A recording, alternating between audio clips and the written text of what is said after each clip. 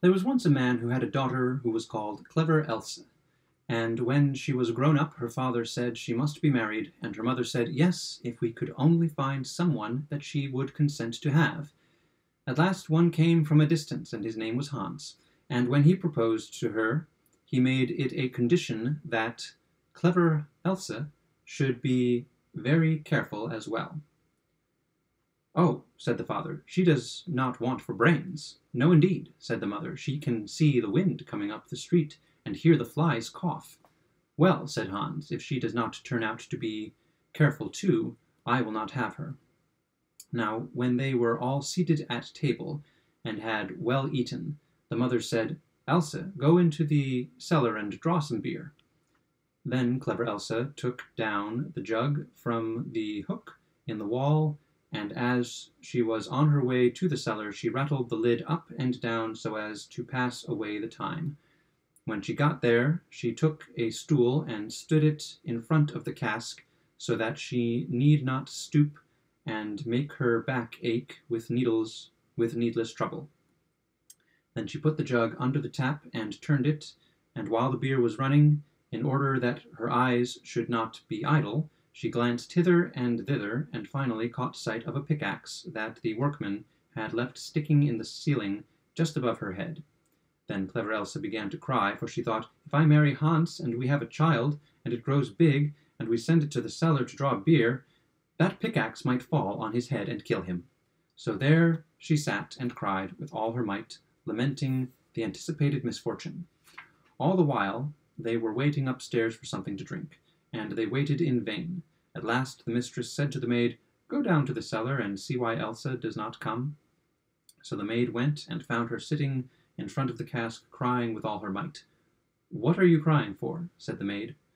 "Oh, dear me," answered she, "how can I help crying? If I marry Hans, and we have a child, and it grows big, and we send it here to draw beer, perhaps the pickaxe may fall on its head and kill it."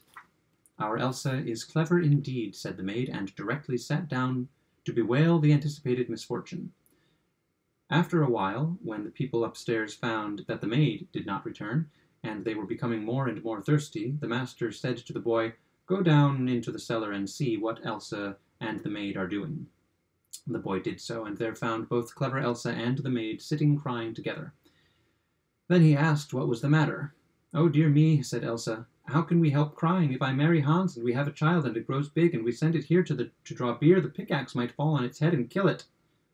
"Our Elsa is clever indeed," said the boy, and sitting down beside her he began howling, "With a good will."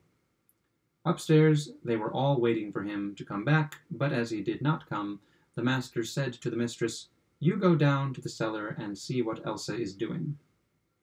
So the mistress went down and found all three in great lamentations, and when she asked the cause, then Elsa told her how the future possible child might be killed as soon as it was big enough to be sent to draw beer, by the pickaxe falling on it. Then the mother at once exclaimed, "Our Elsa is clever indeed," and sitting down she wept with the rest.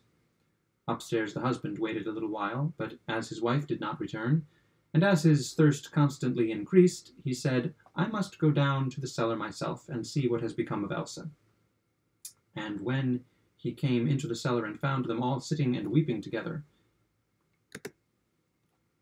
he was told that it was all owing to the child that Elsa might possibly have, and the possibility of its being killed by the pickaxe so happening to fall just at the time the child might be sitting underneath it drawing beer. And when he heard all this, he cried, "How clever is our Elsa!" And sitting down he joined his tears to theirs. The intended bridegroom stayed upstairs by himself a long time, but as nobody came back to him, he thought he would go himself and see what they were all about. And there he found all five lamenting and crying most pitifully, each one louder than the other. "What misfortune has happened?" cried he. "Oh, my dear Hans," said Elsa, "if we marry and have a child, and it grows big, and we send it down here to draw beer, perhaps that pickaxe, which has been left sticking up there, might fall down on that child's head and kill it, and how can we help crying at that?" "Now," said Hans, "I cannot think that greater sense than that could be wanted in my household. So as you are so clever, Elsa, I will have you for my wife." And taking her by the hand, he led her upstairs, and they had the wedding at once. A little while after they were married, Hans said to his wife, "I am going out to work in order to get money. You go into the field and cut the corn, so that we may have bread." "Very well, I will do so, dear Hans," said she. And after Hans was gone, she cooked herself some nice stew, and took it with her into the field. And when she got there, she said to herself, "Now, what shall I do? Shall I reap first or eat first? All right, I will eat first." Then she ate her fill of stew, and when she could eat no more, she said to herself, "Now what shall I do? Shall I reap first or sleep first? All right, I will sleep first." Then she lay down in the corn and went to sleep. And Hans got home and waited there a long while, and Elsa did not come. So he said to himself, "My clever Elsa is so industrious that she never thinks of coming home and eating." But when evening drew near, and still she did not come, Hans set out to see how much corn she had cut. But she had cut no corn at all. But there she was, lying in it asleep.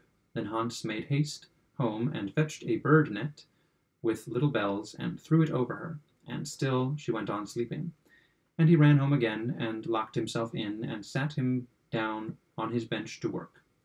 At last, when it was beginning to grow dark, clever Elsa woke, and when she got up and shook herself, the bells jingled at each movement that she made.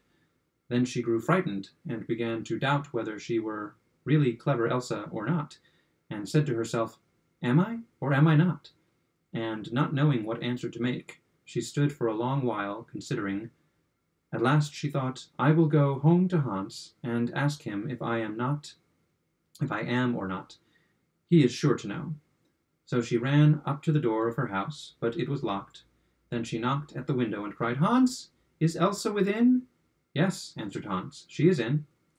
Then she was in a greater fright than ever, and crying, "Oh dear, then I am not I," she went to inquire at another door, but the people, hearing the jingling of the bells, would not open to her, and she could get in nowhere. So she ran beyond the village, and since then no one has seen her.